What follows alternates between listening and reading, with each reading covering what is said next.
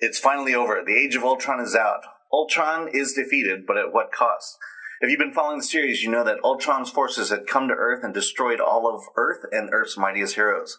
All except Wolverine and Invisible Girl, who goes back in time to assassinate Hank Pym, the creator of Ultron, before he has a chance to create Ultron. But when returning to their own timeline, they realize that they didn't change the history for the better. What they did was change the way the Earth would be destroyed in a different way, which is through Morgana Le Fay.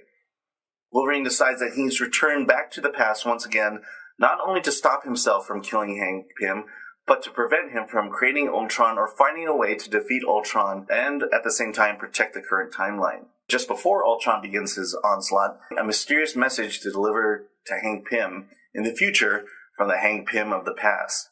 It is this message that ultimately prevents the full assault of Ultron on the Marvel Universe, averting any kind of crisis. The ending is simple, but the careless actions of Wolverine and his time traveling to save the Marvel Universe has had major repercussions. It's this use of time travel that literally tears the fabric of the time-space continuum as we know it.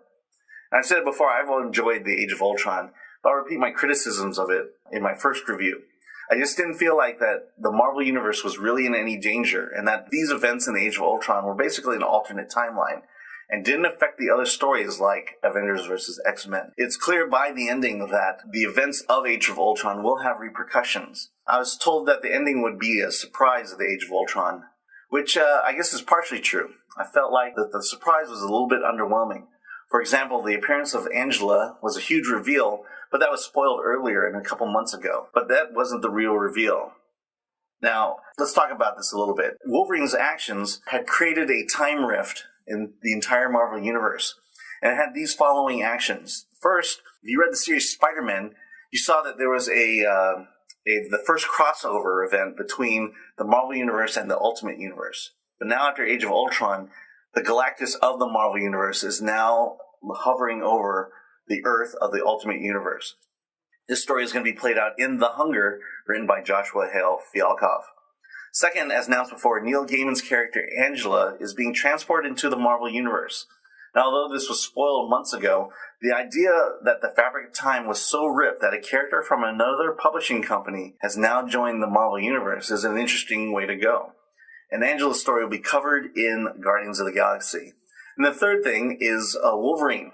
I mean, he killed himself in the Age of Ultron. The interesting thing to see as Wolverine has to deal with the fact that he killed himself.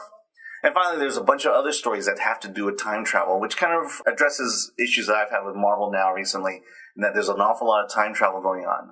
For example, the original X-Men are now walking in the present day, and they're interacting not only with the current X-Men, but that team has split, and Angel has gone off to help fight the mutant war with Cyclops.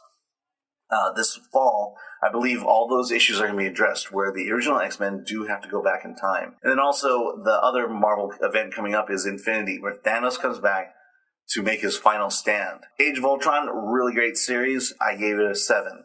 We're going to talk a little bit after this break about Angela. Welcome back to KTSTFM. I'm Alan E., and this is the Secret City Geek Lab. As you know, the Age of Ultron brought the coming of Angela. Angela is a fictional character that was originally part of the Todd McFarlane Spawn comic book series. The character was created for the series by writer Neil Gaiman and the artist Todd McFarlane, which led to a legal battle between McFarlane and Gaiman as to who holds the rights over the character.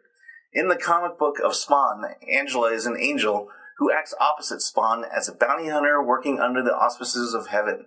She attempted to kill Spawn, but upon their first meeting, he managed to defeat her despite her significant greater experience. When he later came to her aid during the trial in heaven, ironically, he was there to testify that she had permission to attempt to kill him. When they were temporarily trapped in the pocket dimension, when Spawn's cloak acted to protect her from her weapons, Spawn's instinctive restructuring of reality allowed them to return and erase Angela's permit to use her weapons against him. They started a romantic relationship while returning to Earth, and Angela was killed during the battle in Spawn 100.